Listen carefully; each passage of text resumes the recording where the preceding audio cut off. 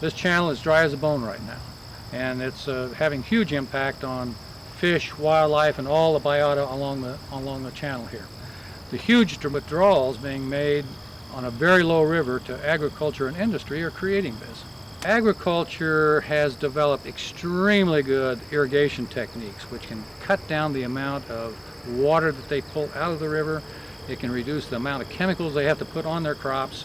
It can do all kinds of things to improve the environment of this river. It's hard for people in agriculture who are stretched for finances to get that done. That's something we can all cooperate on to help get them the funding to improve their irrigation techniques. Here Billings, the largest community along the Yellowstone River, withdrawing huge amounts of water. Can't we be more efficient in how we use water in our showers and in our lawns and all those aspects that right now are heavily impacting this Yellowstone River? There are 6 major diversion dams on the Yellowstone River, which alone in concert block fish passage up the Yellowstone to their spawning grounds, to the tributaries, or to areas where they would move during the summer as the water levels decrease and the water temperatures increase. We also have almost a dozen major head gates which take water in but don't have diversion dams, and they have the problem of entraining or trapping fish that go in the canals and don't come back to the river. The Huntley diversion just happens to be the first diversion dam on the Yellowstone that some modifications have been made to not only restore the integrity of the dam, but to improve fish passage, and hopefully the plan is to also minimize fish entrainment. Huntley is kind of a little bit below the transition between cold and warm water, and they put the fish passage in there and they hope to get it fixed to their specifications with a little bit of reworking, and they'll get some idea of what kind of fish are going to move up and down in that system and how critical that might be. What we're accustomed to seeing is pictures of salmon leaping over large waterfalls, and that's fine for that species, but that's not how warm water fish migrate, and it's not how they act. They simply won't jump out of the water. And so if you see, like this dam is largely a 90-degree concrete edge, and they simply can't migrate over that. You have pallid sturgeon still apparently, and just a wide assemblage of fish species that are native to the entire Missouri River Basin, and they need to be able to expand their range upstream. In general, when you're thinking about river conservation, the idea is to start at the headwaters and work your way down. There's a distinct difference between that and Lower Yellowstone, because in the Lower Yellowstone, the source area for the warm water species that are characteristic of this lower river are downstream mostly. The confluence area where the Yellowstone and Missouri come together is sort of the source area, and the idea then is to open that area up, working upstream. So intake is the first place to start. Intake dam is a significant barrier to passage upstream, and also there's an enormous entrainment problem. The way it's set up, fish that do make it over the dam at a place precisely where the water is withdrawn into the canal, so they just get sucked into the canal. They'll get that dealt with. Then from intake, it'll open up about 160 miles of river to Cartersville here. Because intake is somewhat permeable, and maybe because there's so much good habitat between here and there, but the fish numbers and the species diversity is pretty good all the way up to Forsyth. Above Forsyth, it drops off drastically. The tributaries are also denied to fish.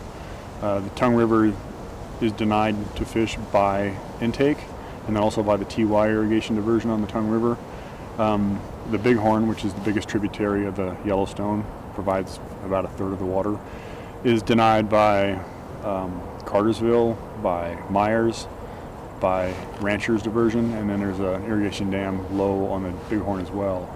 The conservation task is to start low and start working your way up to relink all that habitat. Dams fragment habitat, and so the idea is to regain the connectivity that's natural to a river system and is necessary for a lot of these fish. If we could get the Tongue and the Bighorn opened up with those irrigation dams and accessible to fish that want to migrate upstream, I think it would be a wonderful achievement. Some of the problems or impacts or irrigation districts needing to get water into their intake will increase the structures out in front of it in order to direct water into it. And if it's in the improper location, this intake, then they have to start chasing the river as each succeeding year when you have deposition, the water's not going into the intake. So they build their levee further and further up along the river.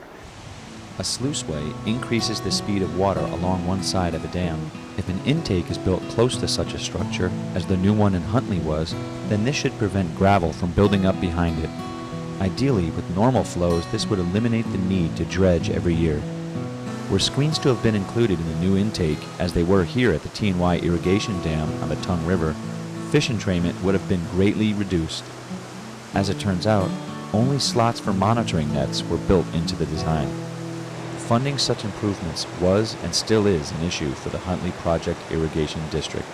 If we are forced to do this, I'm almost certain that the way the economy of farming is today in this area, we would not be able to afford putting in the gates if forced to put in screenings and all that comes with it.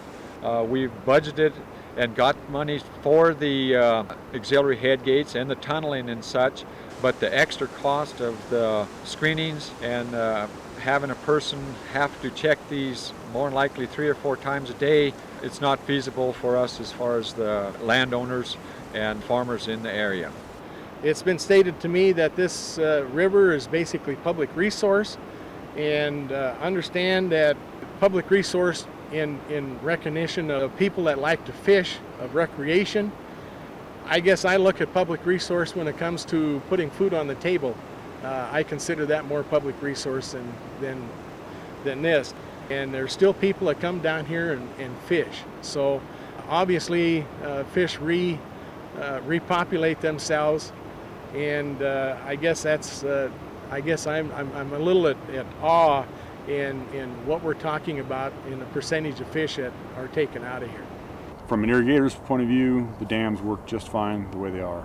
And so you need to make the case to them that it needs to be changed, that it really is causing a problem, because a lot of them, just from the normal day-to-day things, don't necessarily see the problems.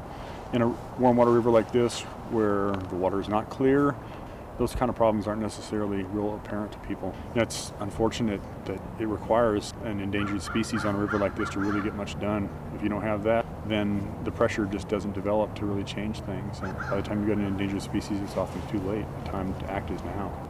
If we don't get the pallet sturgeon to come up the Yellowstone to spawn, and spawn in the tributaries at the mouth up here in the middle of the Yellowstone, then we probably won't recover the species, because they have a certain type of larva that takes so many days to mature before they reach the impoundments along the Missouri River. These structures were put in the turn of the century, and we thought back then, well, we didn't know what these structures could do in terms of fragmenting or segmenting a river such as the Yellowstone River. And now we are seeing the effects. But there are ways to combine our resources, to work together, to change the situation, conserve what we have, and restore what we lost.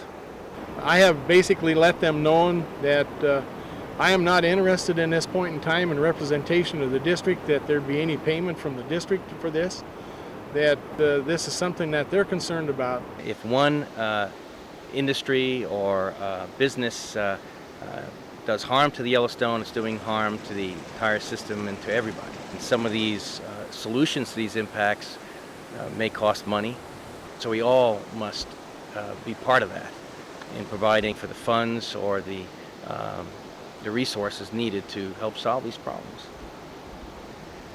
From Pompey's Pillar, the lower Yellowstone begins. Coloring its islands and braids is a rainbow of feathers: white pelicans, black cormorants, blue herons, and golden eagles. The hard-earned fruit of farmers' labor grows in adjacent fields. The Wyoming-born Tongue and Powder rivers are major tributaries despite this year's anemic appearance. Further east, the river travels past the Terry Badlands, whose unique rough-and-tumble landscape is rivaled further downriver in Glendive at Makoshika State Park. The name stems from a Lakota word meaning bad lands or bad spirits. The park holds a treasure of cap rocks, spires, hoodoos, and other rock formations created by time, water, and wind. Days shorten, summer fades, and autumn once again greets the Yellowstone. It flows on beneath skeins of Canada geese traveling time-tested routes, through secret spots abandoned for school books, past tons of Sydney sugar beets harvested and awaiting unknown destinations. Amidst a yellow explosion of riverbank cottonwoods,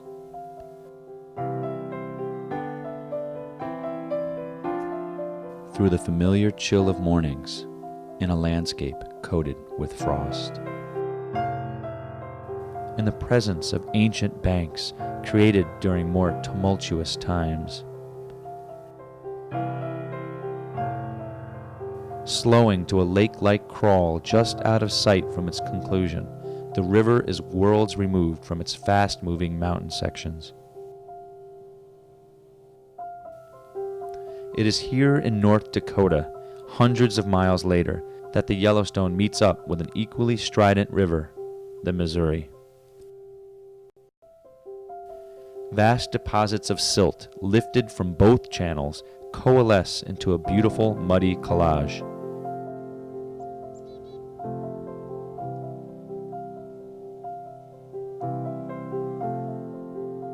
The merging of these two great rivers leads one to wonder which symbol of the Wild West will prevail.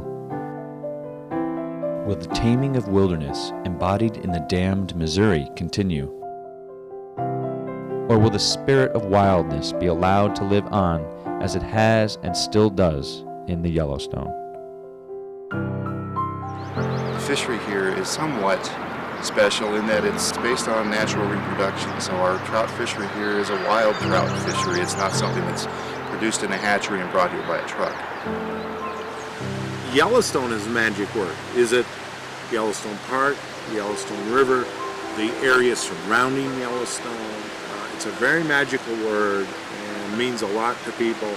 And sometimes I'm not even sure what it means to people. But when you mention Yellowstone, their ears always perk up. And the Yellowstone River is a magical part of that. And really, we all have some common ground here on this Yellowstone River. We all have some common interests, and there are solutions that can be found if we work together. I think everybody knows that essentially what has to be done is we have to have a little bit more of a hands-off approach to management of the river rather than a hands-on management, which is basically what's the status quo.